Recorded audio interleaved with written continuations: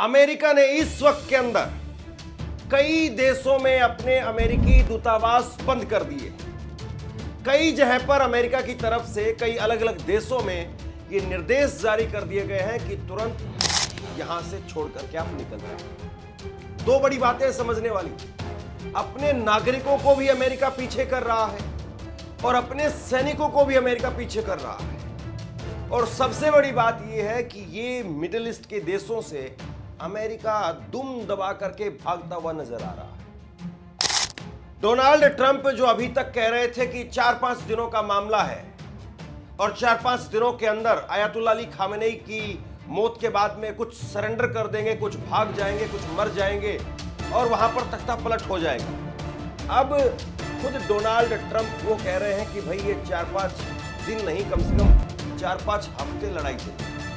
और बड़ी बात यह है कि 4-5 हफ्ते लंबा समय वो व्यक्ति कह रहा है जिसके हाथ में कमाल है, जिसके हाथ में पावर है, जिसके हाथ में एक तरीके से आप ये कहिए कि न केवल इजराइल की डोर है बल्कि तमाम मिडिल ईस्ट के देशों की डोर भी जिस अमेरिका के पास में है, अमेरिका जिस तरीके से खींचेगा उसी तरीके से रिएक्शन होगा।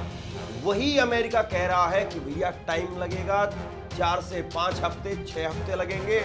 और अब ये स्क्रीन पर आप अपने खबर देखिए, सऊदी अरब, कुवैत, बहरीन और जॉर्डन में अमेरिका ने अपने एम्बेसी को बंद कर दिया है। ये इस वक्त की जो है सबसे बड़ी खबर है। और बड़ी बात यह है कि लगातार ईरान वो हमले कर रहा है, अमेरिकी एम्बेसी पर हमले कर रहा है, अमेरिकी एयरबेस पर हमले कर रहा है, नेवल बेस पर हमले कर रहा है। और यहां सबसे महत्वपूर्ण बात यह है और गौर करने वाली बात यह है कि यूएसएसआर अब्राहम लिंकन, जो जंगी जहाज जिसका खौफ पैदा किया गया कि जंगी जहाज आ रहा है, एक जंगी जहाज आ रहा है, जिसको मीडिया में ऐसे बताया जाता था कि ना जाने वो जंगी जहाज आएगा तो फिर कौन सा तूफान मचा देगा। अभी तक उस जंगी जहाज का भी कोई अता पता नहीं है।